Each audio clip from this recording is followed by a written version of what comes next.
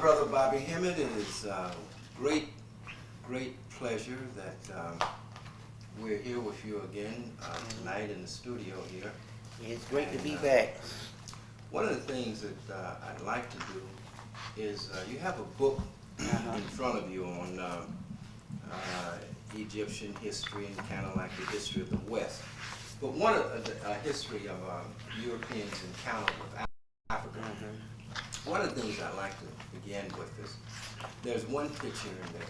Yeah, I think I just slipped up and where the European lost it, but I'm gonna find it. Is saying that that he had the unfortunate pleasure of seeing the African king order the decapitation of several of his villagers to celebrate this European arrival. First of all, I'll get the picture and we'll put it on the film for the people to see. But first of all, certain things just don't even make historical sense. Now, clearly, the African had been, at this particular time, hundreds of years of antagonistic elements against outside people. So there's no way that he's going to celebrate the same old oppressor to come. You see them coming in. Well, I'll put the picture up there a little later. What I want you to do is kind of look into the camera. So yeah. Okay. Yeah. Yeah, you know, the oppressor coming in. Remember now, this is Victorian art, which goes along with the same the same attitude towards black people, because remember now, majority of the time the discovery of the Nile was late 1700s, early 1800s, so we weren't even out of slavery yet on this particular aspect of it. We know that the Napoleon expeditions actually started the whole discovery of the Nile again, rediscovery of the Nile. And you know, Napoleon didn't really necessarily like blacks after getting his ass kicked by Toussaint Louverture. So my point is we're not just talking about somebody who's a racist based on some political stance. We talking about a person that's based on the nature. And so it just goes without saying that as we go deeper into it, we're talking about a person that also, I mean, if he calls himself superior, and one brother made this point, if this man calls himself superior, why is it that he has to literally hate other people? You figure if you're superior over most of the races on the earth as they claim, then you would have a little more compassion for the simple fact that you feel you better than them. You know, you wouldn't really get mad at a dog for being a dog. You figure you could superior. So my point is why is it if he thinks he's so superior, why is it that he never gets along with nobody on the planet? And never has had a history of getting along with anybody on the planet. It's always a master-slave relationship. Bobby, maybe before we go a little further, you said something tonight about the white man being made. I think you said you had read that. And that some people were made without a soul. Yeah. I think we need to explore that a little bit. Yeah. Well, you know, the last tape I did with you, I went into some of the science on that. And basically we just have new light into this. As a matter of fact, it was so much information in the ancient world that I've come across. I put out a book, The Human Artificial, back in 1994. And man, the book has been Xerox so much until it's just a piece. It's like connect the dots with the graphics breaking down. But since then, I mean, I've found so much information on the European being created that supports the whole Yakub theory. To literally, I would have to spend all my time just in this subject alone. It's just that much information. Some of the most hard evidence is what is called the Corpus Hermeticum. Now let me explain what this is. When the Greeks came into to Egypt in the Ptolemy period, they wrestled a whole lot of stuff out of the Library of Alexandria that they so-called built, or also the temples. And some of these materials that they wrestle out of there or stole was in actuality called the Hermetic Materials, which is the wisdom of Tahuti. The wisdom of Tahuti. So we're talking about not only that, we're talking about, as some people say, that this particular stuff is the basis to Western civilization. This particular Corpus Hermeticus, and which is very advanced stuff. I mean, so much that it hadn't even been explored. And in so many words, some of the stuff in the Hermetic text, one I'll give you, because we'll deal with several of it tonight. One will be, there's mention in there that the biggest mistake that the Egyptians made was to make another man. Or the biggest mistake that the most ancient man made was to create another man. And this is documented in the so-called Hermetic Materials, which is the wisdom of Tahuti. Tahuti in Greece is Hermes. So Hermes is the Egyptian god Tahuti. The Hermetic Material, are we still on? Oh, yeah. The Hermetic Material is very advanced stuff. As a matter of fact, they don't even mention it, but it is basically some of the origin of Western thought. It covers a lot of the basis of Western thought, and basically this has been reserved for the last 700 years since the Moors were kicked out of Spain. Most of your Hermetic material has been reserved for the secret societies. Several books you can get if you can find them. One is called Thrice Great Hermes by G.R.S. Mead.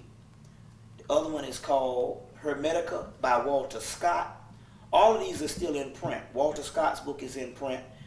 You can get the G.R.S. Mead one in print. It was in print in hardback in 1992 for $50, 3 volumes for $50 with black and buy it. So as a result, now you can go to the Kessinger Publishing Company, which is, they do a lot of out-of-print books. They took up where, what's her name left off, Health Research, which now somebody bought the Health Research Company, and now they are now printing the books in regular format. The newer book is called Hermetica by Copenhagen. The other 2 books came out at the turn of Thrice Great Hermes came out at the turn of the century. 1907. There was 2 other books that's still available called The Virgin of the World is one, and The Divine Pomander. Divine Pomander is part 1, and The Virgin of the World is part 2. They came out in the late 1800s by Anna Kingsford and Maitland. I can't think of the last names, the guy's first name, but Anna Kingsford. It's called Kingsford and Maitland. The Virgin of the World and the Divine Pomander, and both of those books are still in print. So that's the 18th century stuff. The 19th century would be Thrice Great Hermes, 3-volume sets, 1907 by G.R.S. Mead, which is now in print by Kessinger Publishing Company. Then in the 1930s, you would have Walter Scott's book, Hermetica. And this is the one that I'm quoting from, about, the biggest mistake is for the ancient man or the Egyptian is the biggest mistake that they made was to make another man.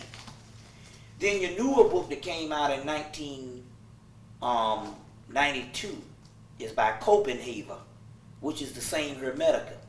Now in all these Hermetic texts, it also goes in to say that there's various degrees of people that's on the earth. One of the degrees of the people that come to earth is the person who has the soul or the original blueprint. The other degree of the people that's on the earth is some of them, a great deal of them, don't have souls. And it literally says there are people with souls and people that's soulless. All of this is introduced in the Hermetic material. Another thing, one of the greatest things in the Hermetic material is you have a section called the Perfect Sermon. Now the Perfect Sermon is comprised of a conversation that's going on between Imhotep, which is the first father of medicine, and the god Tahuti. So literally he is either having a conversation by channeling this information and writing it down. And this was a conversation that was going on between spirit and human at the time. The god Tahuti the God too. So it's actually his own inner self that's dealing with this particular information. You will know Imhotep because he is known in the Hermetic material as Asclepius, which, as you know, is the god that the Hippocratic Oath is praying to, is giving homage to, which is nothing but Imhotep, which is also documented in the new book, Copenhagen's book, on Hermetica, 1992. But in the actual book, and in the actual perfect sermon, which you can get in all the ones that give you that same caption, which there's a new book that just came out, I think right after Christmas, called Hermetica, another that actually deals with it. A little smaller book, but it doesn't have the great volume of the other books, but it does have the prophecy. And the prophecy is a prophecy that is going on between Imhotep and his higher self, which in this particular case, he's channeling from the great Godhead, Tahuti. And in there, Tahuti tells him that I have you know that Egypt is the envy of the whole world. It is the most spiritual and centerpiece of the whole world, or Hemmitt. It also says that not only that Egypt, that the gods that used to rule in heaven are now transferred down on earth, and they now rule in the domains of Hemmitt, which is the fountain piece at the center of the earth. He also says, but there will become a time when Egypt, or Hemmitt, well, it's saying Egypt in the text, will not be as it is the glory of the world. And the gods will abandon Egypt. And it said, what once used to be the envy of all religions and of the world will now become one big graveyard. And it says those Egyptians in the later days will take on a form where in so many words it goes and says that the weak man that will be on the earth will be considered strong, and the strong man will be considered weak. And Egypt will be overrun with all different other barbaric races. This is what it says. It says the pious man, which you know is spiritual and righteous, will be considered impious. And the impious man will be considered noble and wise. It also goes in to say that you Egyptians, or you pious people, the people that's impious will be admired and considered noble, but you Egyptians, or you Camites, will be treated as a common criminal in these particular days in the future. Now that's actually written. This is actually written, and this is written in every Hermetic text you can get. You can find that particular one. The two that's available right off hands is Copenhagen's Hermetica. And the new one that just came out, although it's a small book, it does put that prophecy on page 1. You see what I'm saying? On Hermetica. But any of the Hermetic texts will give you that particular one. Now, at what point, what year or what period was that written in? We're talking about something. We're talking about something that, although Imhotep, who builds the first pyramid at Saqqara, is mentioned, we can say that these texts, although he's getting the same thing, we could say that these texts can go back at a minimum of 5,000 years. You see. It also goes in and says, because he starts to crying, Imhotep starts to crying. They say, "Oh, Asclepius, why are you weeping?" And Imhotep, in so many words, said, "Well, listen, will you think we'll ever get out of this?" The man said, "Well, death will be preferred than life." Imhotep said, will we ever get out of this? He says, Ma'at will be established again, which is, balance, order. He says, but where? He said, it will be a land that is not yet established, that all races from around the world will speed to by various forms of transportation, that is not yet established, and they will all go to this particular land by various forms of transportation. He said, and in that land there will be an extremities or a remnant of Egypt in that land. Now he's both talking about a implant or a supplanting of the original Egyptian through lineage, through slavery that will be in the land. But he's also talking about a new Egypt that was built by Benjamin Banneker and the Moors, and happens to be Washington, D.C., as well as New York City, as well as all major cities have some type of Kemetic structures to them.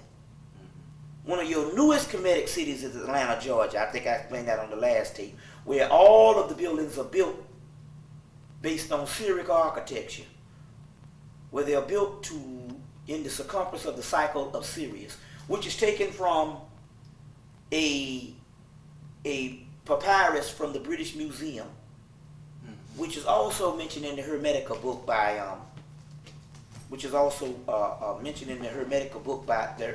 Thrice Great Hermes by G.R.S. Mead. But if you can't find it, you need to get Murray Hope's book, Ancient Egypt, the Sirius Connection, and she has a section in there called Syrian Heritage, where she quotes that actual part on how you build a city with Syriac architecture using pyramids, temples, and obelisks.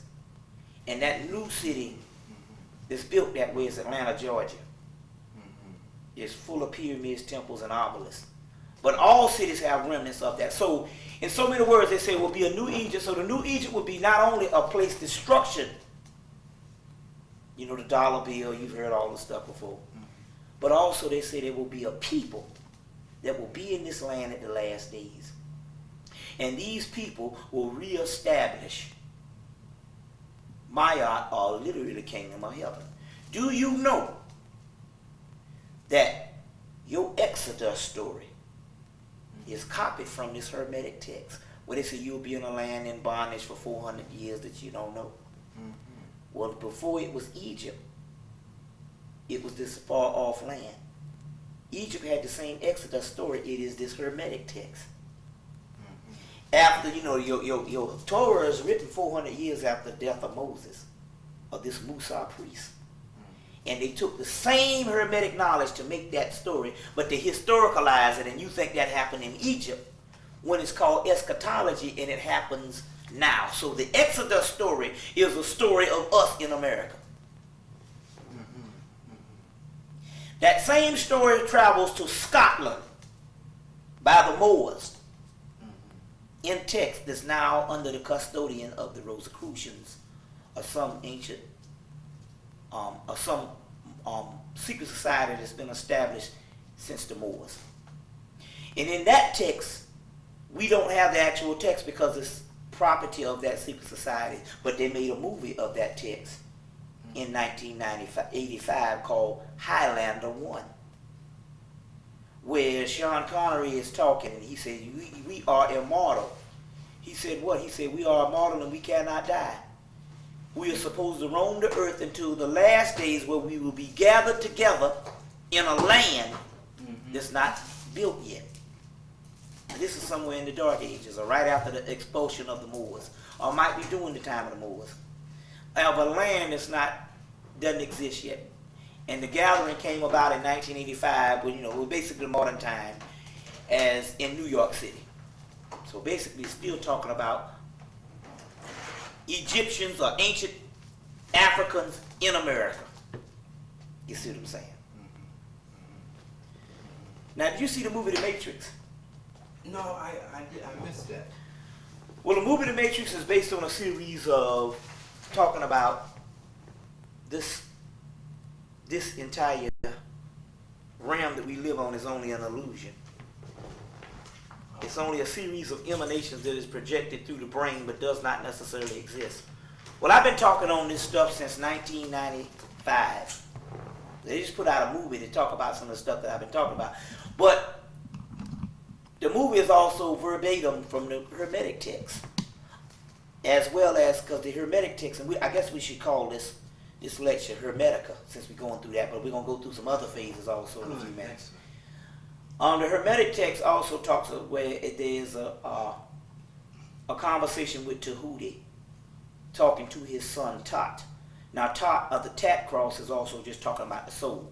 So this is a conversation that's whoever is recording it down. So it's a series of channels that's going on. Mm-hmm. And in there he says, Tahuti reveals to him that this doesn't exist. Mm-hmm. The guy said, well, wait a minute. How can this not exist? He said, if this was real, it could never deteriorate. For the mere fact that this thing is always deteriorating and nothing on this particular planet never really stays the same as it is, it's always in a process of regeneration or deterioration, means that it's not real. That which is real is forever. These are a series of illusions. He said, well, is not the man, the baby, real? The woman real? He said, no, the man and the baby and the woman, they are not real as with the way you perceive them in the physical. They are a series of emanations of something that's real someplace else. And it just so happens to appear to be real. It's only a projection of the soul. But somewhere down the line, the soul started believing that this was real. Now, in other texts, it says when man fell into the physical realm,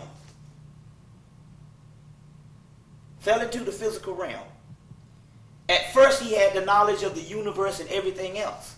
But as time went on, he fell prey to the physical body, and all of the awareness dried up into 5 senses, and he only fell prey to the 5 senses that is around him, and he lost that connection to that other world. In Australia, they call it the dream time. And you go to that other world when you go to dreams, when you go to sleep at night. And it's a whole different world that doesn't look nothing like this. But because your mind because your brain can only receive things on this realm, by the time you wake up, it tries to compensate for the things that you saw on that realm. It tries to put physical objects that you know in this world. And that's why sometimes the dream don't make no sense. That is because the phenomenon that is in the other dimension cannot coincide in this dimension. So your psyche has to overcompensate for those particular things. And sometimes that's why you having sex, or you riding a bicycle, or eating ice cream, or some crazy shit. But every now and then you have what is called lucid dreaming, where literally you wake up in your dream and you are aware of different things. So this particular material has a whole lot to do with the basis of Western civilization, as well as the white boy has synthesized this stuff now. Whereas the education that he gives most black people, the reason why he can afford to educate us is because somewhere around the late 60s, they abandoned all Western education. And they're not even on the stuff that we generally get educated, trained for a job. They're on new stuff, quantum physics, chaos mathematics. You see, so this whole holographic universe that I was telling you about that doesn't exist, this is accepted fact in physics now and in science. And there's a great book out called The Holographic Universe by Michael Talbot, which is not no voodoo book. You can go right to the physics section and get this. There's several books on the holographic mind. There's a book called June Singer's book, Seeing Through the Physical World. You see, seeing through the physical world. You see. So they have abandoned what we call basic education. There's an excellent book out called The Magician, The Studies in Affected Magic. Now I want you to get the book, and you don't even necessarily have to use the magic in there, as long as you just get the concept of what's going on. And the basic premise to this concept is that your subconscious mind can do anything in the physical world that you want it to do. You just have to convince the subconscious mind that what you want it to do is real. You ever heard Think and Grow Rich? If you can believe, achieve, and these are metaphors, but there's a greater science on that. There's a book called The Magician, The Studies in Effective Magic by Philip Cooper. And I want you to just get the book, costs about $13, just to understand the subconscious mind. And it says the subconscious mind creates what you want. Even after you die, it keeps creating for you. It's just that since you was a child, you have been convinced of certain facts that somebody gave you, the church, the teachers, your parents, the society. Now, what is a fact?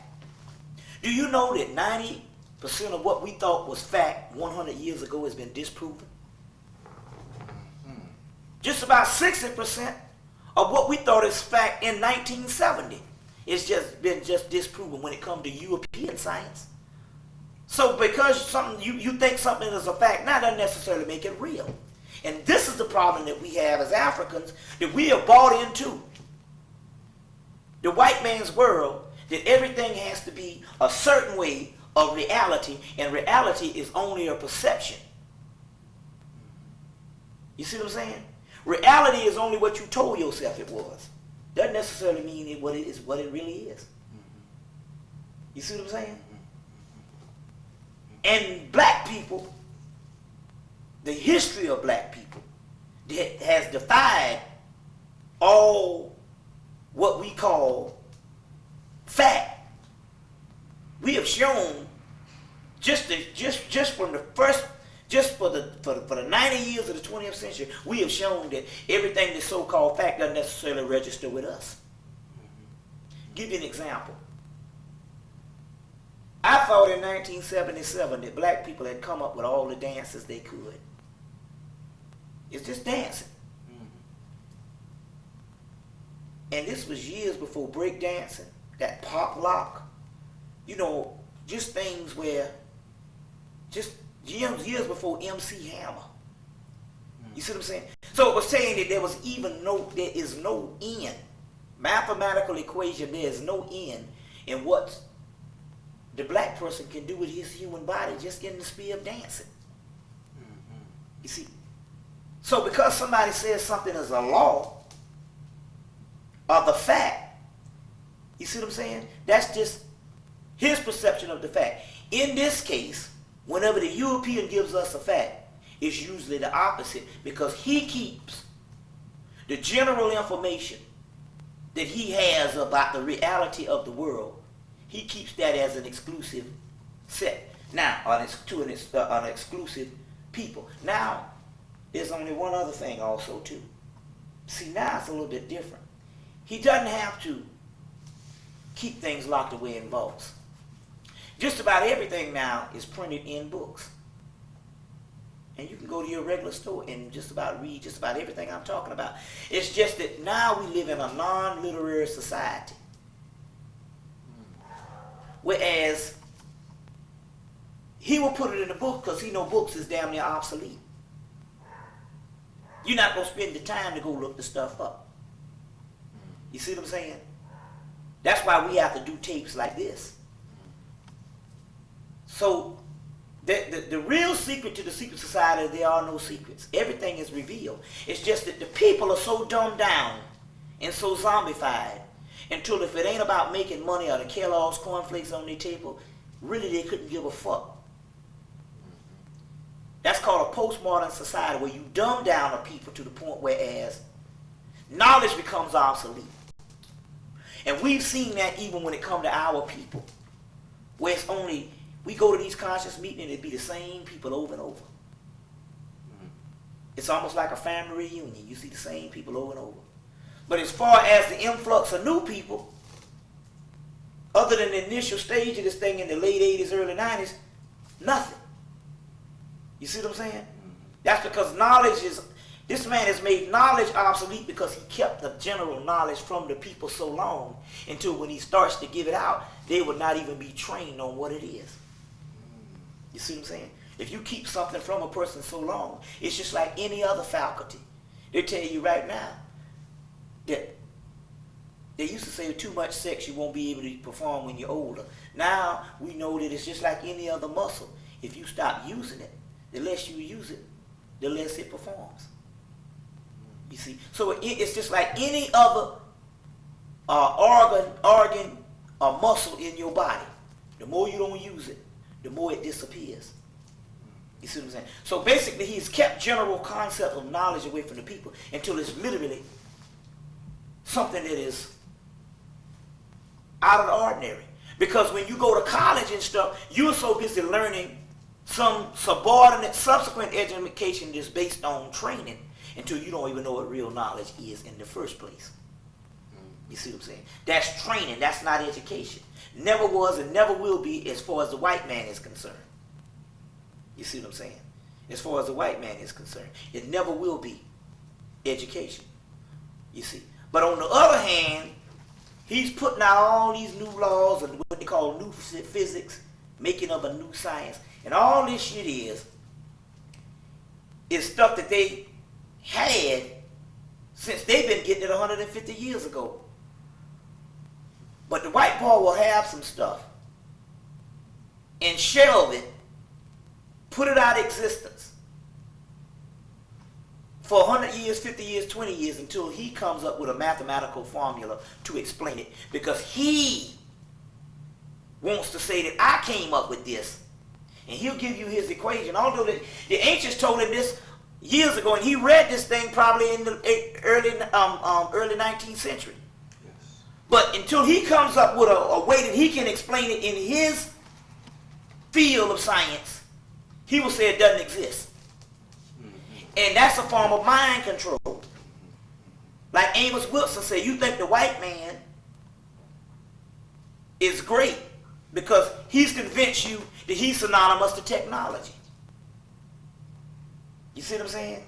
Whereas in actuality, he don't run nothing. He might run around this motherfucker, but he don't run shit. And what I mean by that is this. I was in New Jersey. I was in Philly doing the Million Woman March. I had a lecture that day. A sister told me of a brother. She said, this brother came to her and said, look, in some of these buildings, they got machines. There's some kind of space age thing that they do something with it. Might be some type of genetic gene splicing, cloning, just all kind of stuff they do. He said, well, sometime the person who made the machine, maybe over in Europe, or maybe out west, and the machine might malfunction and they don't have time to go get the person from Europe or the person from out west or whatever. They will go and they will get a black man that's standing out on the corner around some fucking liquor store. And the black man will go up in there and go, I can fix that. Just like niggas used to fix cars and nobody taught them nothing. See, we always defied ours and always got something for the white boy when he count us out. He always find out, I've tried everything, and he always got something new for me. This brother that was talking about this was one of those brothers. He said, I don't know what the machine was. All I know is I could fix it. He said, and every so often, it would break down and they would come get me. And I would fix it. Until they had me on salary. He said, until one day, I decided I didn't want to fix it no more.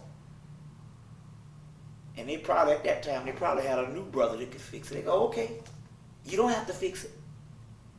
But I tell you what, you can't never leave Philadelphia we'll give you a check or whatever, but you can't never leave Philadelphia. And he's one of the lucky ones. You see what I'm saying? He got out with his life. So my point is, there is no end to the genius. But that genius that we think Einstein and all that is embedded in every one of us is just dormant. The problem is what really shuts it down is this, and let me explain. This is some advanced stuff, and this is going to be an excellent tape. One thing that shuts it down is monotheistic religion. In this concept of what the white boy was trying to put forth by saying that the pagans worship many gods. First of all, we didn't worship many gods. We understood that we worship different aspects of the same entity. But we were so advanced we could break it down to the mathematical equation, and we needed the different equations to understand a complex thing. So it's like putting a puzzle together. You see what I'm saying? In your mind, there's different regions of your mind that it needs to be explored. The ancients would map out the different archetypes in the regions of the mind to tap into those regions of the mind, and he did it through the large pantheon of gods, multiple deities that represented the one. When modern day religion came and shut it down and say pray to one God and all this kind of thing, they shut down the important mechanisms in the African brain that made him capable of tapping into advanced levels of his own reality through his own religious and spiritual systems. You see what I'm saying? And after so long of bowing down and not using these latent energies that is used based on multiple deity systems, the brain becomes atrophied or dormant. You see what I'm saying? Then is it possible that some of the things that were attributed to the African priests in ancient times, like transforming, being taught exactly as a reality? It was a reality. Rudolf Steiner, in his book Universe, Earth, and Man, I give text, quotes that they could quote that the African priests, number one, surgery was always the last resort. They could bypass surgery. You could have a busted spleen or messed up liver or whatever. And basically they would take the person into the temple, lay him out. They knew that there was different entities. And entities is actually energies. Same as science. Earth, water, air, fire. They were actually energies or formulas that these gods are. And they could take several formulas and call on these formulas or do certain things to these formulas. I'm going to show you how they do it. That would literally come in, and the counterpart that they wanted to be healed within the body, it would actually heal the body based on, they would match up a certain electromagnetic force field in the body by taking something out of the body that has the same component of the same electromagnetic force field. So I was talking to this white boy, and he was like, I said, this stuff was very advanced. And he was like, I said, he'd get an egg, a coconut, some root. And he's like, oh, now I got your ass now. Now you're going to have to explain that. He thought he had me. And at the time, I was just basically observing what I saw the Africans do. But as far as me actually knowing the science on how it really worked, I didn't really know. I never really contemplated on how it actually was done. But that day when the white boy put me on the spot, I literally told him for the first time of me hearing it and his ass hearing it. And I immediately, in a split second, used the same science that I was telling him the Africans did. I did it to explain to him. He said, explain to me how an egg, a coconut, some roots, some leaves, and some stuff like that can heal the body. I said, well, first of all, the Africans or the ancient ones knew that everything in the universe had an electromagnetic force field. And they knew that your body has a series of electromagnetic force fields. So the only thing they had to do was find something in nature that was equivalent to the electromagnetic force field inside of your body and match it up, just like a damn TV antenna. And whatever they matched up from nature that was equivalent to the electromagnetic force field in your body or the energies in your body, they could heal your body by taking a wide range of things out of nature, and they could heal your body by crossing them up. You see?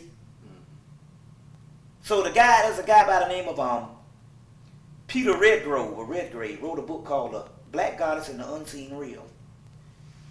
Book came out, one print. After it comes out the first print, you don't hear from the book no more. Black Goddess and the Unseen Real. And he mentioned in there that the African could look at animals and know everything about the nature of the animal inside and outside by observing the animal's movement. Whereas the white boy would have to go and dissect the animal. And it might take him years, based on dissecting about a couple of thousand, till he finally comes halfway to knowing what the damn animal was about. You see what I'm saying? Mm-hmm. Knowing what the animal was about. So basically they used to heal spiritually, but to get it off of the root doctor work, because they always want to show you the Africans as some primitive witch doctor with some bone. They didn't realize that the African was creating the same science that the so-called scientists was doing with all their chemicals.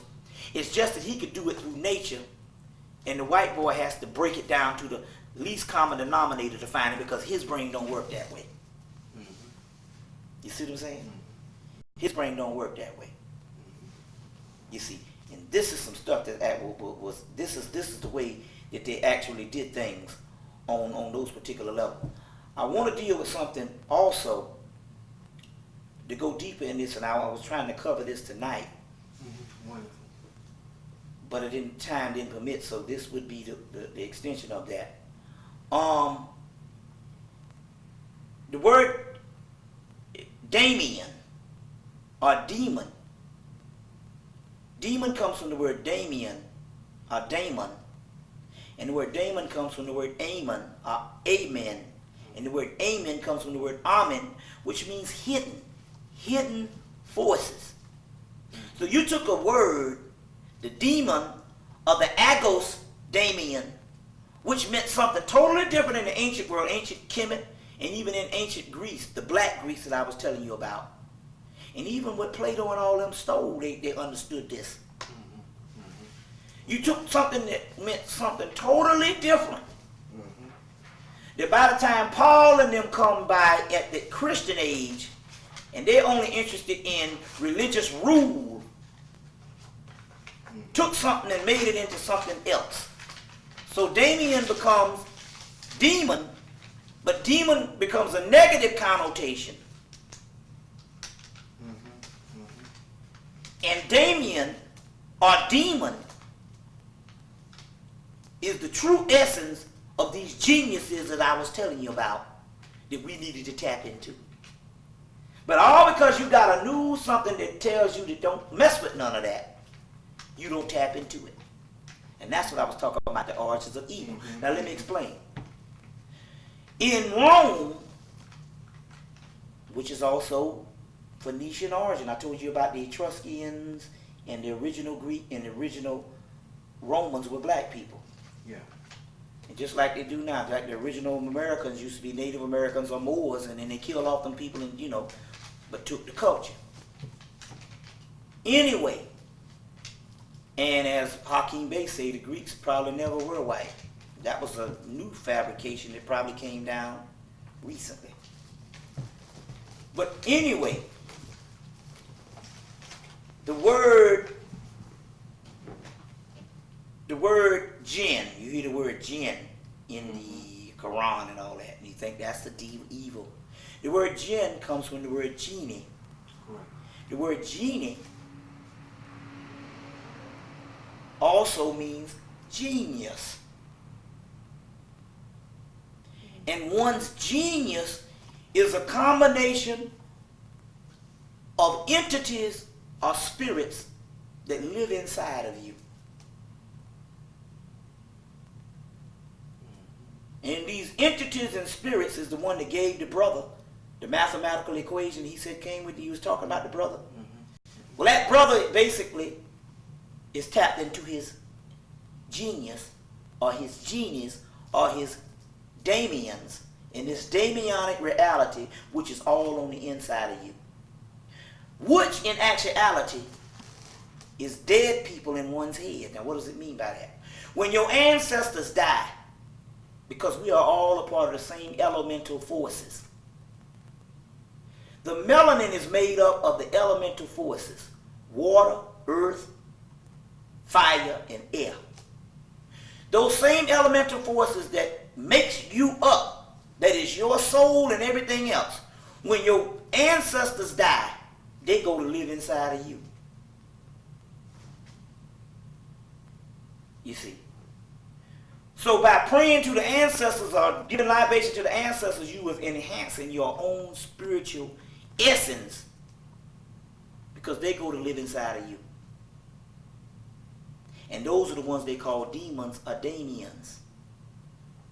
So to cut off from a multi-deity worship or level of understanding of what you call spooks and images like that is to cut yourself off from the real knowledge. Now what happens is this.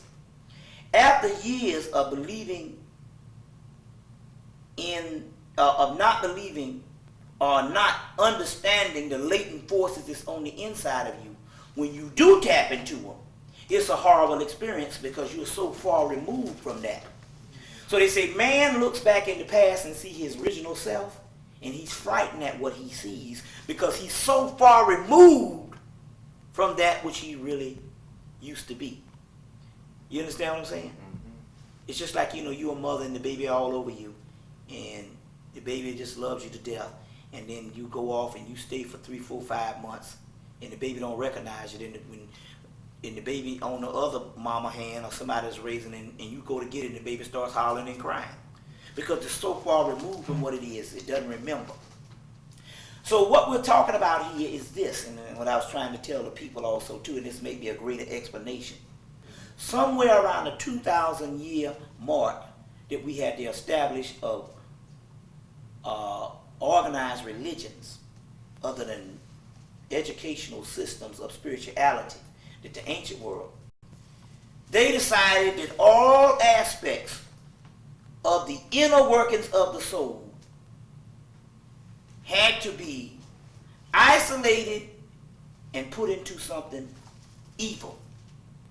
And they turned away from it. So what was called a whole underworld level, which means you go deep within inside. The underworld just means the inner world. The dark side just means the inside. Give you an example. You confused right now. If you confused, the first thing you'll do is you'll close your eyes. Then you go, oh, I got it. That means that you had to go in the inside, into the darkness, to pull something out that you needed for this world.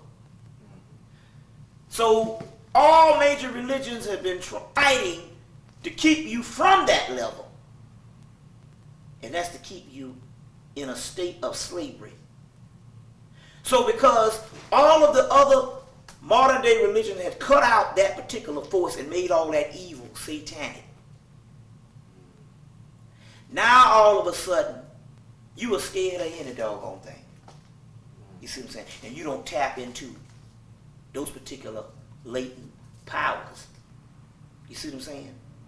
Mm-hmm. You see? Absolutely. You see, and so these are some things that's actually happening. And so now we must get over the fears of what we read in some religious book. But remember now, I want to show you this here too. These entities, remember I said that that your subconscious mind will create what it wants for you, but you got to convince your subconscious mind that it's real? Well, it works the other way too. If you convince your subconscious mind that that is evil, then it becomes a force of evil. To a child, the boogeyman is real. If you don't think that, see, to you, the boogeyman is just a myth. But if you're a child, the boogeyman is just as serious as the person putting a damn gun in your damn face. And you're a grown man. But as he grows older, he convinces himself that it's not. And some people are never convinced that. You got grown people now that won't sleep in the dark. You see what I'm saying? So my point is all our perceptions and our realities is a series of perceptions on how you perceive things based on a series of programs.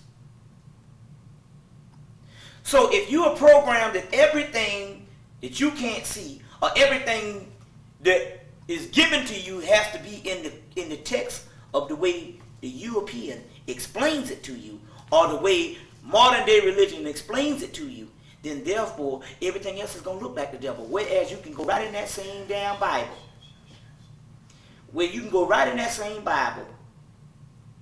See, the Bible, if you go by the Bible from A to Z, page to page, it might not line up. But because the Bible is made of ancient fragments, you can go in the Bible and find just that. One chapter is Matthew, Isaiah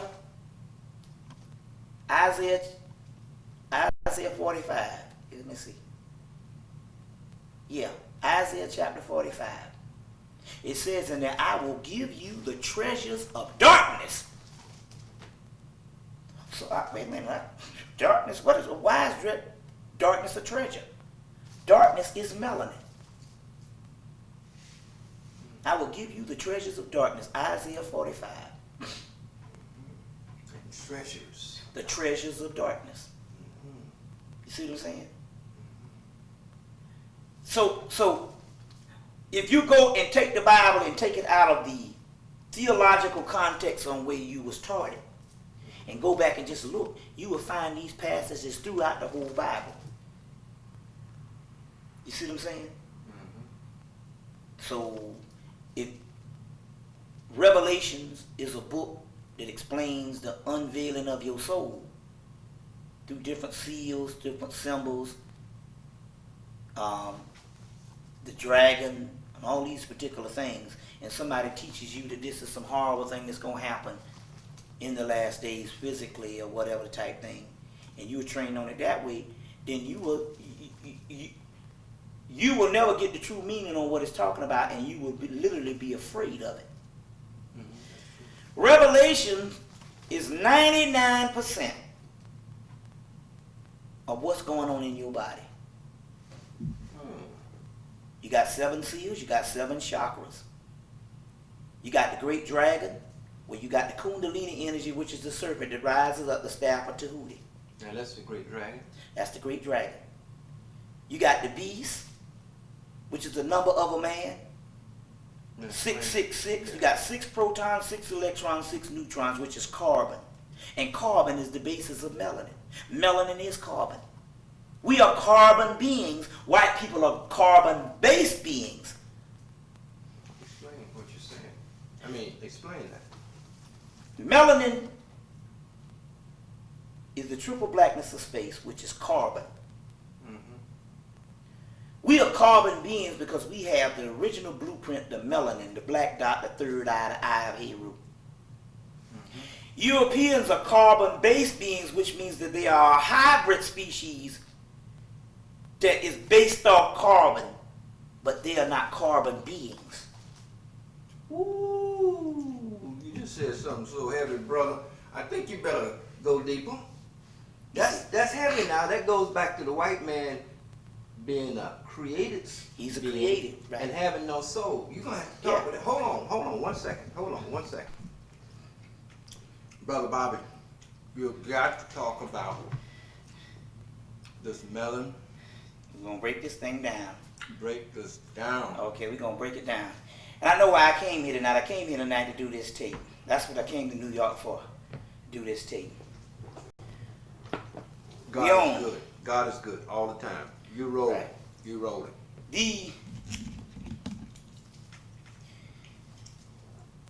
The melanin is carbon. And the carbon makes up the outermost ether or fabric of the universe. But of the outer universe. I'll explain what that means also too. And we are carbon beings. Europeans are carbon-based beings. We have the original blueprint of the omniverse. The white boy, by being a created person, he has a Mach nuclei with one ring of consciousness. Now what does that mean? Anything Mach is something that is not the original, it's a copy. He has a Mach nuclei, and nuclei is the center of the nuclei is literally the 0 point, which is the really us. That is the apex of the soul. The most minute piece particle of the soul, called the God particle or the Dracula particle. I'll get into that in a few minutes. He has a Mach nuclei with one ring of consciousness, which means we have several rings of consciousness, which is spiral consciousness. He has one ring of consciousness. You see? So they'll tell you, there's the movie Fifth Element. If you get that movie, they'll talk about how the regular DNA is 2 spiral double helix spirals, where they said this particular entity here had hundreds of those spirals. They were talking about black people. The DNA that they're talking about that they can't explain, they'll say we have DNA, which is 2 spirals of DNA for them. Are you still on? It's 2 spirals of DNA for them. The DNA that they can't explain, they call it junk DNA. That means that they can't explain it because they don't have it. This is what we come comprised of. And all of this is in the melanin molecule, which is called the Dracula particle. Now, what do they mean by the Dracula particle? Well, let's look at Dracula, because the whole thing is a mythology that goes all the way back to Greece and even Mesopotamia. And it's not necessarily talking about a person that dies, and then a person that has to live off blood. Melanin, Dracula sleeps in the day and comes out at night. Melanin is dormant in the day but secretes at night. It's a night hormone called melos in Greece. And tosos, melos means black, and tosos means worker. You see, or you get the word Melektos, that's another name for the Most High God in Mesopotamia. The word mel means black, melos means black. It also means apple. You get the apple, you cut the apple, you see the melanin when it browns. But also God said don't bite off the apple. He was talking about don't tap into the third eye, because you will become God. And they tapped into the third eye, they bit the apple, they tapped into the third eye, and what happened? They saw. They could see.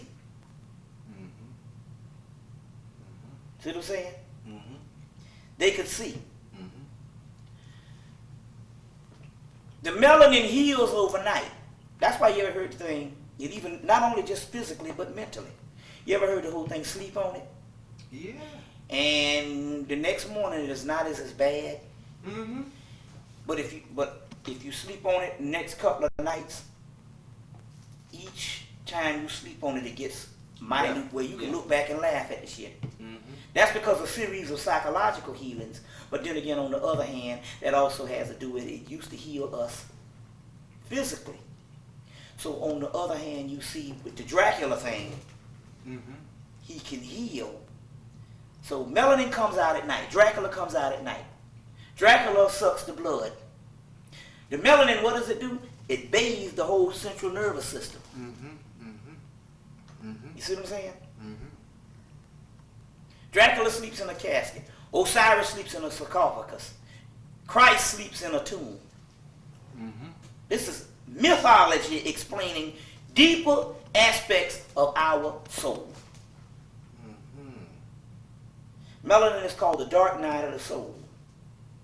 In Jung psychology, which Jung tapped into a whole lot of African stuff, melanin is also called the shadow. Yea, though I walk through the valley of the shadow of death, I shall fear no evil. You see. And because you have, they say, you will know the elect in the last days because they will shine like lights. That's in Revelation also, in some part of Matthew. Oh, I read it.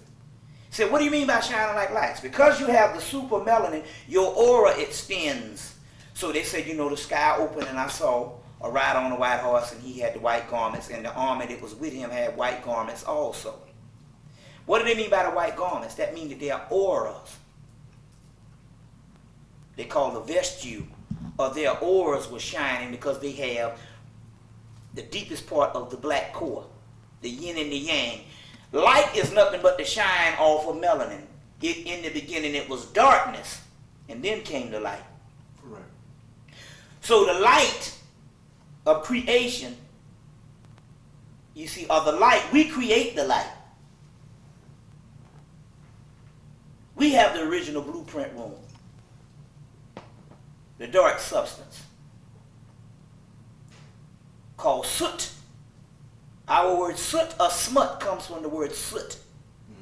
The most ancient form of God on the male form who has a mother is called soot. Sutek, Setesh, or later on Set. Now Set later on becomes the killer of Osiris or whatever, or the prototype of the devil. But you got Sutek, Melchizedek. Mel on the beginning is the Greek word means black. Anytime you hear the word mel on the beginning, that's Greek for black. You get Robert Graves. If you just get Robert Graves' book, Greek Myths, and just look in the index and just look at all the words for black. Melos, black. Melanor, blackfoot. The black one, the black. Melchizedek. It means the black, it means the melanin carriers are the black ones. Then male, M-A-L-E, means black. Then man, since male is man, That's man right. is black. Explain that. Black man. Do you know the original? So they say the word for species, Homo sapiens sapien, Homo habilis, Homo. Do you know the word Homo means black? No. The word Homo in Egypt means Kim, and the word Kim means black. If I would look up homo in the encyclopedia, You're not gonna find it in there. It's because see, the European is so crafty that he can take so many words out of off the word. He can take it out of function within the matter of years. So in the 1800s, you get Gerald Massey's book, Natural Genesis. He shows that the word homo in Egypt is Kim. And the word Kim is black. Let me show you another thing. The word Christ. That's a word that was cut off from something. right. Let me show you what I'm talking about here. You have the yin and the yang symbol. The yin is feminine, which is the black side. Right. The yang is masculine, which is the light side. The Christ, or the Christos, is a masculine form. But there's another word that they cut off. So what it is the European can take certain words out of existence. In the ancient world, there was another word for Christ called Chrysomelos, which means the black Christ. And Europeans took it out of existence. Only place you can find it is in some Rosicrucian documents. But the word was brought up into Europe by the Moors, and the Rosicrucians and all those were set up by the Moors. You see what I'm saying? So the word Chrysomelos, it's a word that is not used in no form of the languages, except in few Rosicrucian documents. Secret society, which is another ancient name for the Christ, which means black. The Christ is anointed with what? Olive oil, right? In Christianity. Right. Olives is what? Black and green. And both black and green has melanin in it. Right. You see what I'm saying? So the anointing is melanin. In Egypt, it's anointed by the crocodile. But the crocodile is called the crocodile of Kim. Sebek, the crocodile of Kim. In Egypt, it's called Sebek Kronos, and Kronos represents the planet Saturn, which is called the black planet. And Saturn, you get the word Satan. It's all these are different words for the same darkness. So the prince of darkness is black people. We are the prince of darkness. Got you all scared for the prince of darkness. You get the word Sutek, Setesh, Melchizedek. You also get the word in Egypt Sutan, Shutan, Shaitan, Satan. You get the word Christ. You get the word Antichrist. These are spiritual terminologies. And you get the word false Christ. Now, what does it mean? Christ means the light. The false Christ, if you take a shadow, the false Christ would be the shadow of Christ, which is two composites of the same entity. The Christ and the Antichrist is one and the same. This means the black Christ. The word Antichrist comes from the word Ayin in the Kabbalah, which is the triple blackness of space. The Great Mother is also called Ayin.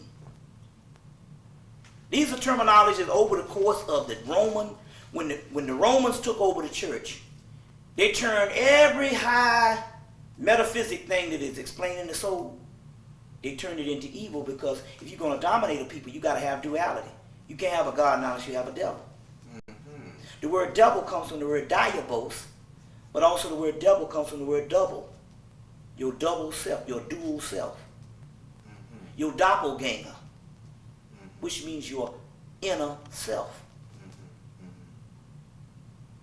You see what I'm saying? Which means your inner self.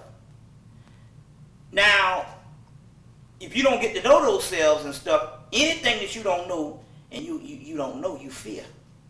The fear of the unknown. So if somebody wipes something out and then tell you it's evil, then you're going to fear it. Correct. You see what I'm saying? You're going to fear it. So, alchemy is the study of melanin. In alchemy, they have something called the Philosopher's Stone. And the Philosopher's Stone is melanin. Melanin has in it every particle, element that is known in the universe. Before I get into that, remind me, I'm going to go back to that because I want to explain this. This particular emblem that you see that has been known as the devil is called the Sabbatic goat. You get the word Sabbath? This is the Sabbatic goat. Before it was the Sabbatic goat, the ram head you see on the god Amun-Ra has ram head. You see the goddess Hathor has the horns on the head. Because before it became the Sabbatic goat, it was nothing but the god Amun-Ra. Then it became the Sabbatic goat, but it was not talking about anything negative. The goat and the donkey represents some type of animal that goes against the order of things. Well, in so many words, that's what the Christ does. You have normal life wave, and then the Christ comes and he's something new. Or it is something new. It goes against the order of nature to get you to the higher level of something else. See what I'm saying? The donkey is one of the most ancient symbols for the god Set Typhon, which is the prototype of the Satan. But Jesus rides into Jerusalem on an ass. Or Christ, before it became Jesus. Rides into Jerusalem on an ass. The donkey or the ass is his true power. So when he says, Satan, get behind me, or get behind thee, he's talking about the true essence of his power. Behind you is called the mouth of God, the Medulla Oblongata, which sets, and Medulla Oblongata has the most concentrated part of melanin, shaitan, melanin. Satan is another name for melanin. In the base of the skull and the top of the spine is the most concentrated part of melanin, called the Medulla Oblongata of the BrotherRonn chakra. Satan, get behind me, is talking about the mouth of God and the most concentrated part of melanin, which in India is called akasha, black substance. That's where you get the word Akashic records. Yes. Which is melanin. So in the Bible they say in the last days there will be books open up. Yes. Or records. Yes. And he who did not find his name in the book will be cast in a fiery furnace or whatever. If you don't find your name in the book, it's because you don't have the damn book. The book is melanin. The Akashic, what is a book? A book is the records. So if you don't have the damn records, you can't find yourself in the damn records because you don't have the fucking melanin. So the books that was opened up in Revelation is the Akashic records. You see, which is called Akasha, which means black substance. Go on, bro. You see what I'm saying? Which is what it is. So the Sabbatic goat was a symbol that was brought up into Europe, that was worshipped by one of the first secret societies that the Moors put in power, which was called the Knights Templar. Now let me explain this thing, how Masonry starts. The Moors ruled Spain for 700 years. They set up 16 universities, University of Salamanca being one of the top ones in Spain, copied from the University of Jena. You've heard all that before. Just as Europeans and now black people, you go to college, then you get inducted into a fraternity. These Europeans, when they were trained, when they got to a certain level, the Moors would induct them into several fraternities: York Rite, Scottish Rite, Rosicrucians, Cathars, you see what I'm saying, and the Knights Templar. But it wasn't like the Greeks that run around drinking liquor and all, drinking beer and all the crazy stuff. They were literally inducted into secret societies to find the greater mysteries. The Sabbatic goat was also named at this time the Baphomet. The Baphometic goat. And it's another symbol for the Most High God. As you can see, it has the horns, but as you can see, this one has the star, the 5-pointed star.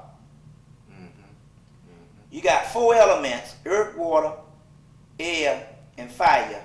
And in the middle, you also have an inner core, but the 5th element also represents your spirit, comprised of the 4. So all of this is just symbolic symbols, another symbol for the Christ. The Kephra that I have here is another symbol for melanin. The beetle is the core of your soul. But once your soul is illuminated, it grows the wings. It grows the wings. All of these are ancient symbols. The Star of David two inverted pyramids, as above, so below.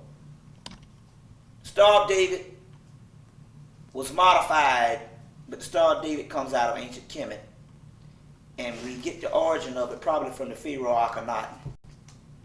See, all of that is our symbology. You see, you got the falcon, which represents Horus, the Christ.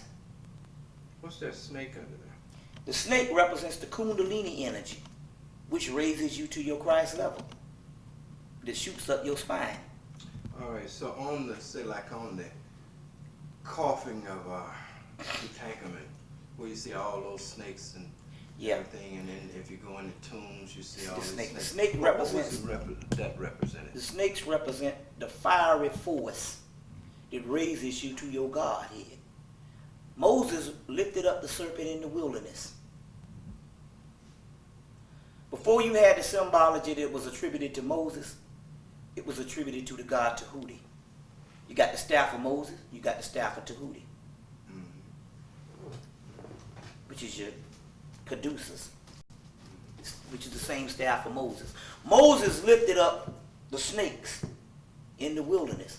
Well, we are over in the wilderness, and the Kundalini energy inside of you will rise up, and you'll create a new reality. Now, in the Vedic text in India,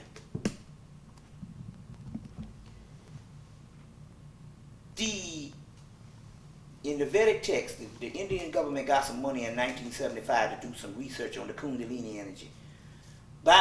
So they did a little bit on it, but they was a poor country, so they could never really keep the information going, the research going. So I guess the British must have gave it to them. But what they had concluded was that there are devices that is in the body, which is this Kundalini fire. Our God is an all-consuming fire. That all-consuming fire is at the base of your spine. That's what the all-consuming fire is, which is called hell's fire. Now, you got heaven, you got hell. Hell represents the lower region. Hell's fire shoots from the south gate, which is the base of the spine, which is called the root chakra, and shoots up to the third eye. That's called hell's fire. But when you baptized, the word baptized, when this Kundalini energy shoots up, you're baptized in the fire. You see, the Indian government concluded, based on reading ancient Sanskrit texts, that these devices that are in the body will come online and destroy everything in its path if it suspects genocide and annihilation in a certain period of time, the last days. So therefore the white boy has to go and he has to kill you secretively by taking you off at a time. But he will never announce the day of battle that I'm coming straight out and do it, because these devices will send a shock and will kill him off. Now, talk about the kind of studies that the white boy is doing on melanin. Perhaps. Okay, I'm going to get right into that.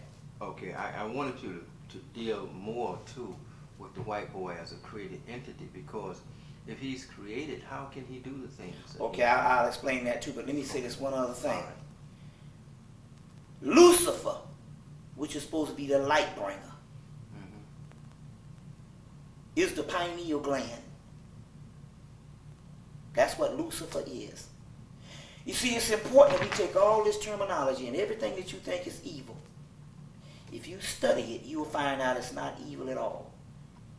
Evil is only in your mind. As a man thinketh, so is he.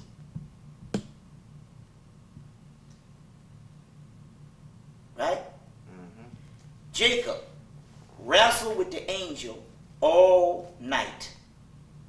And at daybreak, he saw the face of God, and the face of God was called pineal. Lucifer is the pineal gland, which is the one true God.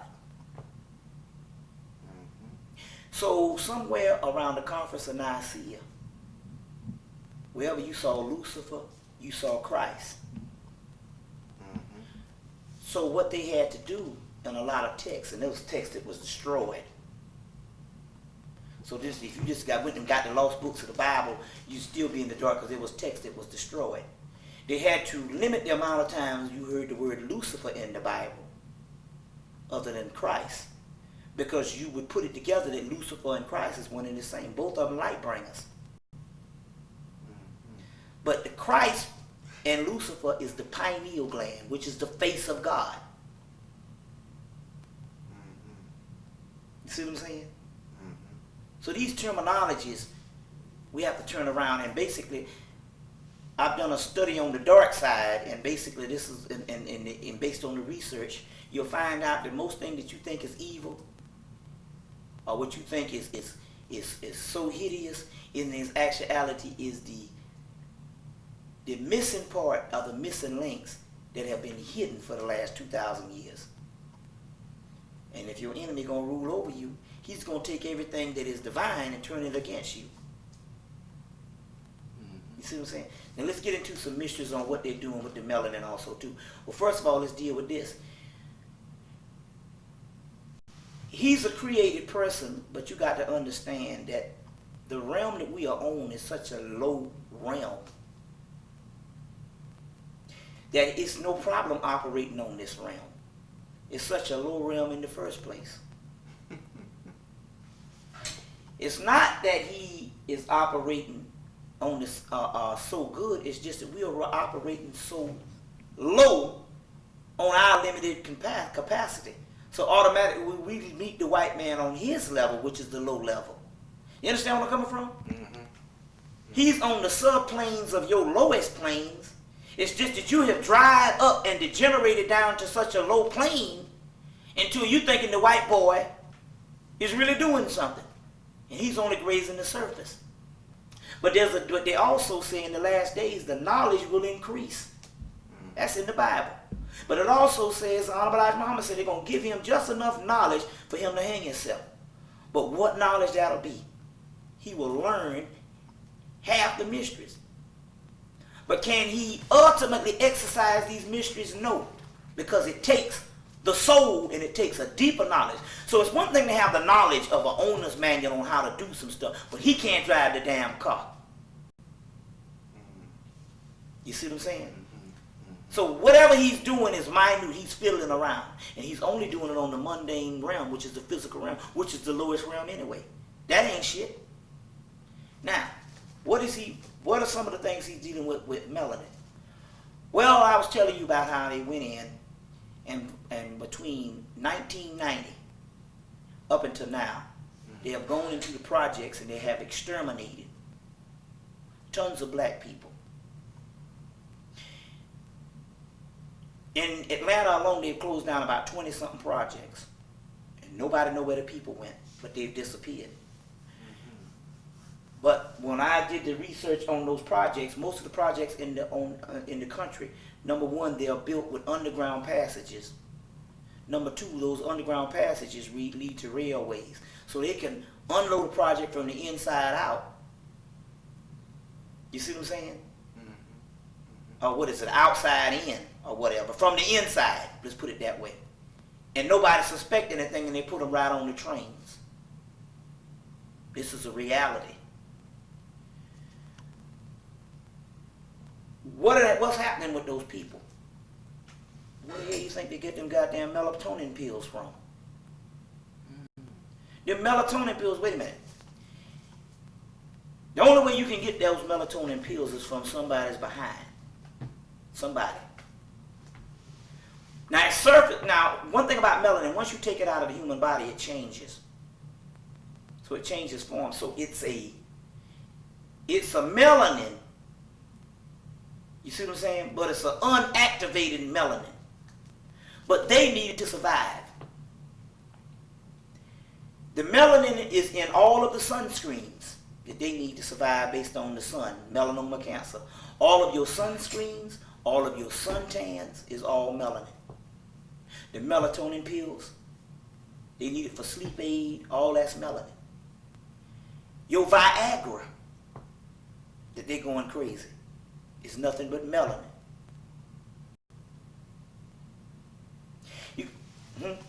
It's nothing but melanin. That's all this shit is. But I thought they were growing that on tobacco plants or something. They said they could grow melanin. They grew what? Viagra? No, melanin. Anybody can take something. Anybody can take something and put with something. At first I thought that they were getting it from certain various fruits.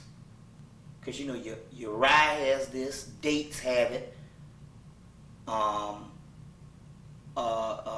apples have it, black beans are high in melanin. The coffee bean is high in melanin.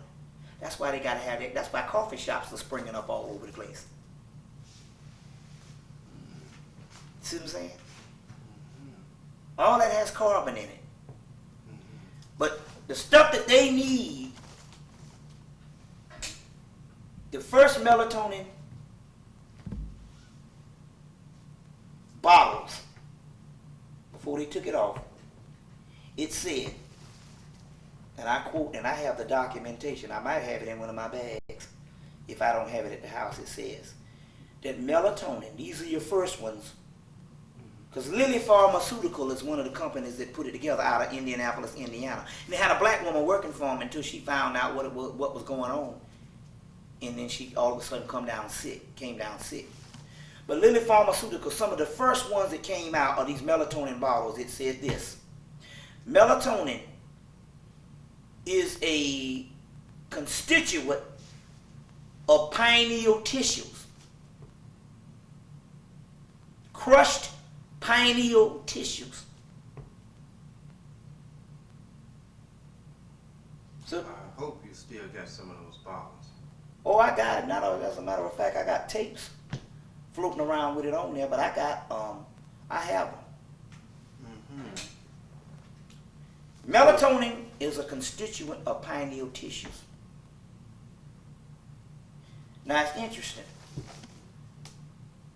I was in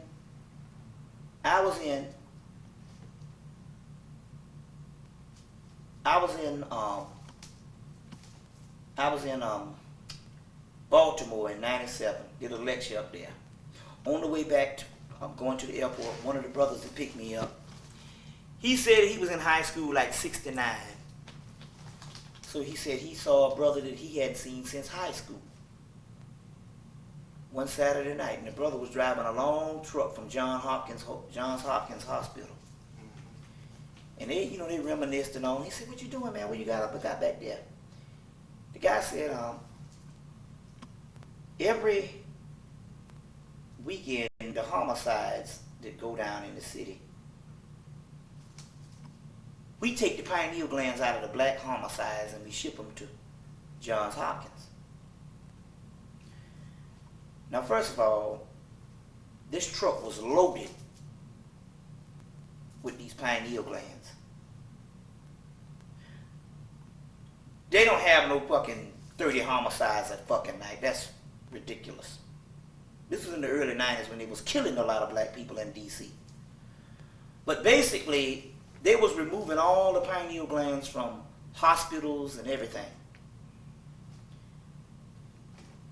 There's a George Washington Masonic Memorial over in Alexandria, Maryland. It has a hand of a black man coming down and white people reaching up to the sky. If you go, you have to go by yourself, and maybe you can get in the room and they'll show it. But if you go with a group of black people, they won't show it to you. But the George Washington Masonic Memorial has a floor on it for the skull and bones. And the skull and bones is not necessarily get their name for just the skull and bones. They also have been known to consume the resin which is in the bones, which is also melanin. Mm-hmm. They even consumed the head of Geronimo to show the last conquest of the Native American. But one of their main rites, ceremonies, is called the obscene rite, which they eat a live pineal gland. It's documented in Peter Moon's book, The Black Sun, in his epilogue of what he feels the whole thing is about. The Black Sun. And when you get that book, there's going to be a section in there called occultum. Occult means hidden. Occultum is hidden substance. It's melanin. That's another name for melanin. You also hear another word, viril, V-R-I-L, or something like that in there. That's melanin. So the book is about melanin, the Black Sun, but it's also dealing with the Nazis and all that. But they consume a live pineal gland and give them a spiritual high. It's also in the book, the famous book from the 70s, Fear and Loathing in Las Vegas. They just made a movie from it. It's a real crazy movie on how they go to Las Vegas to get the ultimate high. And he finds the ultimate high at the end of the movie where he eats a live pituitary gland, which, you know, the pineal, pituitary, all that's the same thing. See what I'm saying? It's in the book, The Black Sun. And it's called the obscene rite that he says that the skull and bones deal with. You see? You see what I'm saying? Yeah. So, the Viagra is a form of melanin. Because you're going to find out that this, you have two penises. Why? Well, they say, well, a person couldn't enter into heaven unless they have a circumcised penis. Which we're talking about down here. The Egyptians circumcised down here for sanitary reasons or whatever, cultural things. And also a rites of passage. The circumcised penis is a fully functional pineal gland. An uncircumcised penis is a calcified pineal gland, which doesn't work. So no one can enter in the kingdom unless they're circumcised. It's not talking about it. You got two penises. Because what about a woman? It's talking about the penis of God, which the obelisk and the phallus that everybody, that all Dr. Ben and all them was thinking was the penis down here, with Osiris and the penis and all the obelisks. It wasn't talking about that. The obelisk is a symbol of the pineal gland. Unfortunately, Dr. Ben and all your Afrocentric scholars were not esoterically astute. They didn't study the metaphysics. Yes. So Right. the phallus symbol was a symbol of the pineal gland, which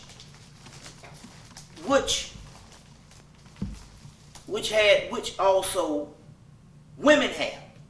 So you have these glands in your head, at least three major ones. I think the pituitary gland has one, and your pineal gland, two, and I think the pineal gland. So it's the three major ones. There's several glands, the hypothalamus gland, but there's three major glands in the head. The chief of the three major glands is the pineal gland. You got 3 stars in Orion's belt. Mm-hmm. You got three glands in the head. Those are the gates of Zion in the head. The pearly gates is the pineal gland. Now see, all that makes sense. It More does. sense than You got 3 stars in Orion's belt. You got 3 glands in the head. You got 3 pyramids at Giza Plateau. Mm-hmm. You got 3 crosses on Calvary. Mm-hmm. Who sits in the middle cross? Christ. The pineal gland is the middle one. Mm-hmm. You get it? Mm-hmm. You got 3 wise men. You got 3 glands. Mm-hmm. Mm-hmm. Jubilee, jubilah, jubileum. Mm-hmm. See what I'm saying? Mm-hmm. The Trinity. It's all talking about the pearly gates or the pineal gland. Jerusalem. There is no J in the Hebrew language. So what the fuck is Jerusalem? It's Jerusalem. Heru Salam. House of Heru. Salam means peace, but you get the word Salam also means hut. Mausoleum. House of Heru. Heru is called hero, and hero is called the face of God. In the Bible, pineal is called the face of God. All this is talking about your third eye. Preach. You see, all this is talking about your third eye. It's a whole little sermon. Everything you see in threes throughout that Bible, throughout any of these things. You got 3 spears on the Kabbalah. You'll find these threes all over. You'll find those 3 spears. It's all talking about the pineal gland, the upper room. Now, what does that enable one to do? 2 things. The pineal gland, what does it enable one to do? And the kundalini, when Kundalini. it's full of kundalini, when it's fully operative, Yeah, okay. what does it transform? Okay. In the old cycle, it gave you the ability to manipulate the physical. We now have science that those pyramids were built off of pure thought. When that kundalini energy is rising up in the pineal, they could harness the forces of the universe and bring the elements together. And it was pure thought that some of those was built, as well as other refined science. I want to ask you something about it. Because when you are dealing with Ma'at is a symbol in the Hermetic pantheon and worldview. Right. Which stood for balance, truth, justice, righteousness. Yeah, and all that, right. Right. But my understanding, I want you to speak on this, and this is my I know where you're getting eye. at. I already Is that synthesized. when you become truth, when Yep. you are living when what you say and what you are and what you're doing is all balanced. See, because my art means more than just a righteous. spiritual term, yeah. You see, because truth, and I want you to speak on this, but this is just what I'm getting. Truth meant that it was accurate. Say, for an example, that it was it was correct. I mean, you can't build you can't have a calendar. You can't have you can't build a building straight up like the World Trade Center unless it is true. For an example, in other words, you got to square it, because if it is off one degree, as you go up, the building starts to lean. The damn thing will fall by the time it gets up to 100 feet. So truth within my art, and this is the principles of the universe extending themselves into the affairs of man, so much so that one would have to go by those principles. And say, if I wanted to be a friend, I can't be a friend and lie to you. Well, I'm going to give you another. But deal with that. I mean, I'm you know, give you these another are just level. my thoughts. I'm going to give you another level on it. First of all, the people who taught us mostly about Egypt in the Afrocentric community were historians.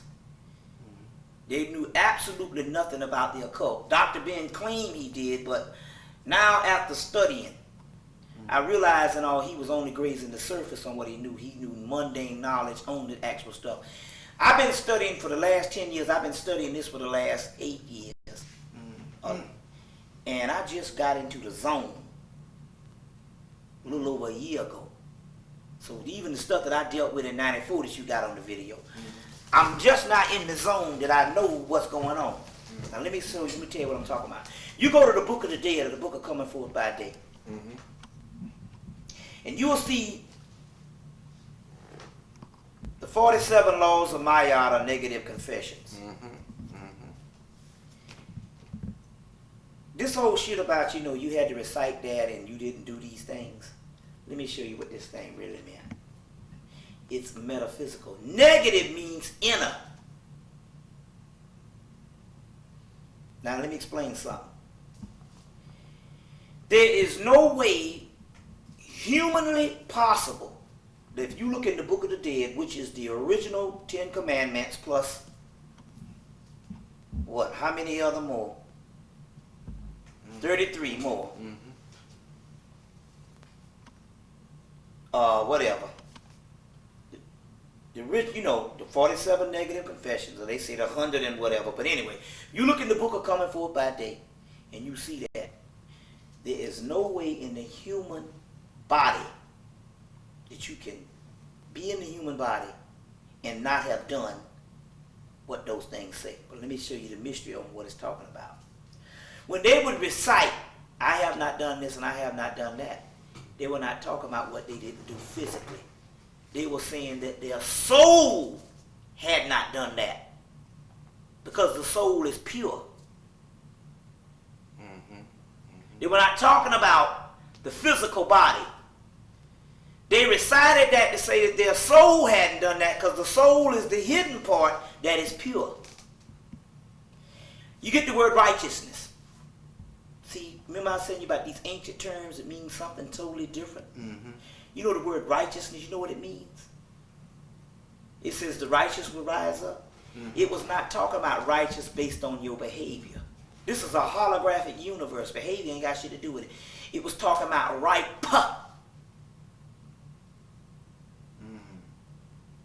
It was talking about right. See, in the Gospel of Thomas, which is a gospel, one that didn't end up in the Bible, it tells you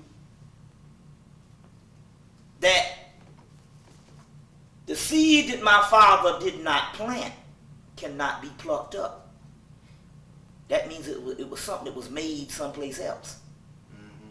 Righteous means ripe. The indestructible seed that was planted in the beginning. And it has nothing to do with physical behavior. You see what I'm saying? The laws of Maya, sometimes we think and we reduce down to moralistic behavior. In actuality, it's alchemical. It's a formula of energies coming together to create the perfect crystallization and illumination. You see what I'm saying? This is the higher level of it. Now, they had different degrees. The neophyte would come in and he would do all these things for good behavior or whatever. But ultimately, it was alchemical that was talking about a marriage. The word marriage means the union of two spirits. Right. It has nothing to do with some white man giving you a piece of paper. Whoever you fuck, excuse the expression, or whoever you lay down with, and I like to use them words and stuff because I'm advanced enough in my intellect to use them words to back the shit up. Because there's no such thing as curse words. If the English language wasn't around during the time when so-called spiritual stuff was around, how the hell could something later be a curse word? When you have sex with a person, over a course of time, you have a sacred marriage of union of energies, and that's what marriage means. Now, these energies in your body coming together to make a covenant of one energies coming together to make a covenant represents the Christ. When in alchemy, when these energies come together, it represents man, angel, alien, everything coming together to make form the Christ, which is a title of your higher self. It was called the Great Work. And that's when they say every man will be known by his works. Not talking about what you did out here in the physical. It was talking about whether you're known by your works based on is your shit working on the inside. Do you have the damn melanin for the motherfucker to work? Do you have the seed of God that works? The head of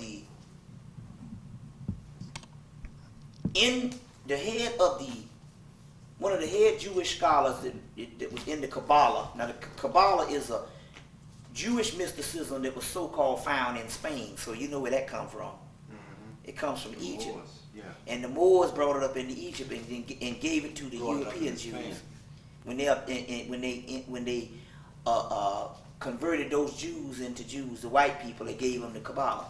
But one of the head scholars of the Kabbalah said that what exists seemingly in God manifests and unfolds in man.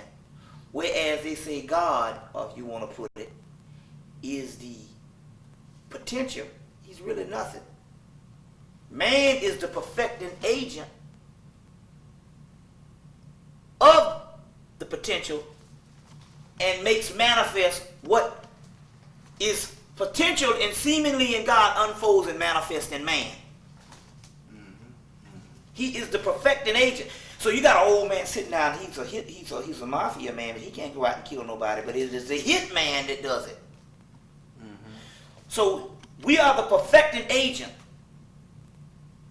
and the God is our higher self.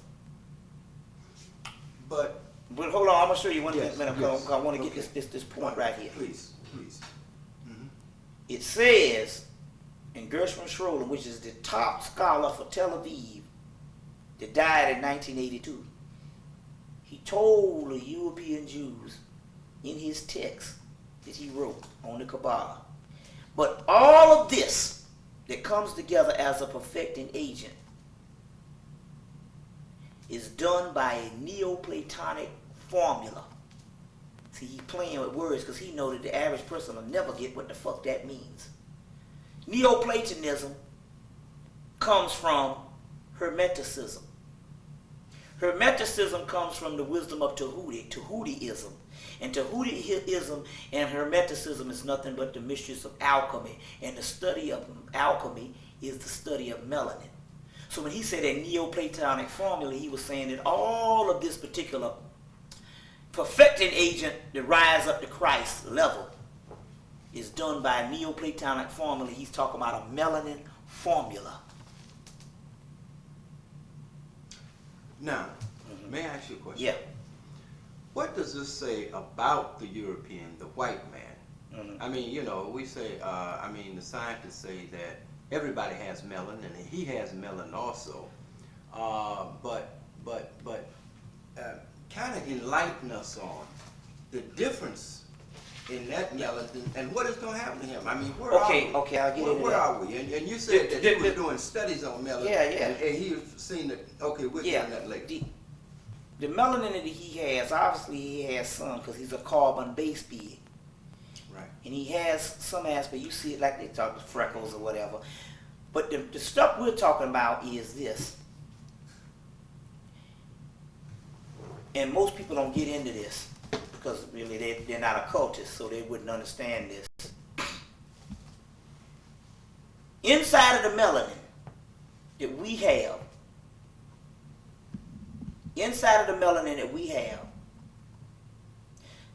that reaches throughout the entire nervous system, is a little particle of light. It's a seed that's inside the melanin. That seed that is inside of the melanin is who the hell you are. Now, do you listen to what I'm saying here? What I'm telling you is this. That my whole big old body and all the organs in it is all being operated by a small particle that's the smallest thing in the universe, which you know of is called the atom. But it's a seed that's the smallest thing in the universe. And the difference between them and us, whatever the stuff they function with, they don't have that seed, which is the soul.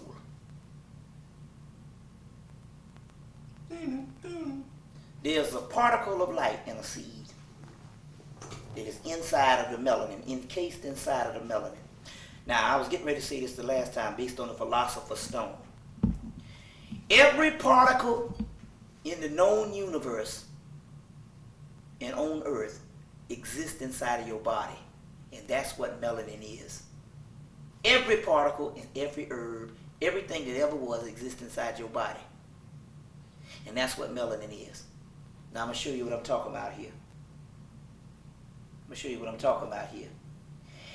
Everything that exists in the known universe, plus some stuff that is outside of the universe, that is that primal stuff before the universe was created, exists in the melanin. And that seed that's in there is the seed of God. That this is going to really blow your mind. That is above God. Now let me explain this to you. Yeah, you got to send me one of these I tapes. think you better. Yes.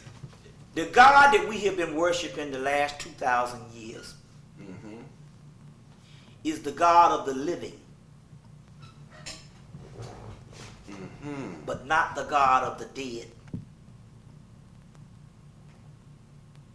The God of the living is a subordinate deity who is a lesser deity than the God of the dead.